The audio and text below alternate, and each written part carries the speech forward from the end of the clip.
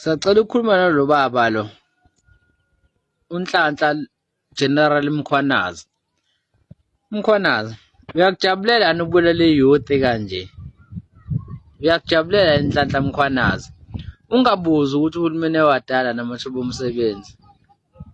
Nhlanhla Mkhwanazi, nawe uronke bhuti noma baba.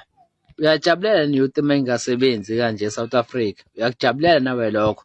Ukuthi nje ujabulele ukushaya amakhanda entsheni because nawe uyabona ukuthi abantu abaningi obabulalayo ubulala intsha kuphela oyibulalayo. Uyakujabulela yini lokho? Uhulumeni ukuye kuyena umbuzo ukuthi le ntsha engiyibulalayo uyayidalela yini amathuba omsebenzi? Iyakwazi ukusebenza intsha le wena oyibulalayo Nhlanhla Mkhwanazi. Nhlanhla Mkhwanazi nawe uronke kodwa because mina ngabe uyabona ukuthi abantu babulawayo yintsha.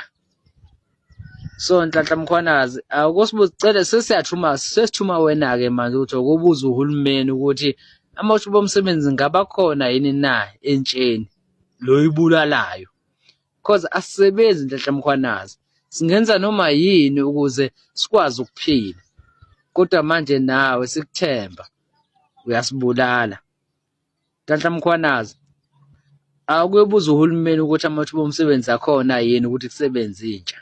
Yilokho esikufunayo kuphela, asifuni eziningi kuwena because manje siyafa sibulala wena namaphoyisa akho ayasibulala kakhulu futhi nathi sizama ukuphila kodwa uhulumeni akasidaleli amathuba omsebenzi. Cela nisizame amathuba omsebenzi Nhlanhla Mkhwanazi nisibone ukuthi lento enisina siyayenza ubugebengu sizobenza yini because nini nisibhala amathuba omsebenzi. Nikwazi ukusibulala kuphela kodwa uhulumeni wenu anikwazi ukubuza uyasenzela amathuba omsebenzi. Nhlanhla Mkhwanazi ni wrong bafowethu. Intsha ayisebenzi. Intsha kahle kahle ayisebenzi. Ivalekile amathuba omsebenzi. Uhulumeni adabona umsebenzi entsha. Mhlawumbe lobugebengu omngaka eSouth Africa bungehla because intsha engasebenzi. Labantu abadala abasebenza vele babesebenza vele basibambelele laba abasebenza khona. Nhlanhla Mkhwanazi msana ukusibulala sibulala into engekho. Sesiyanicela manje. Lento eniyenzayo sicela niyiyeke Nhlanhla Mkhwanazi nohulumeni wenu uRamaphosa because manje siyafa thina siyiyouth sifela amaphutheni nina nesibulalela amaphutheni eningakwazi ukusilungisela izinto sikwazi ukuthola umsebenzi sisebenze. Intsha iyafa kakhulu futhi ibulawa yinini amaphoyisa because ayisebenzi. Dalani wonke umuntu ophila eSouth Africa amathuba omsebenzi. Umuntu uma engasebenzi enze njani?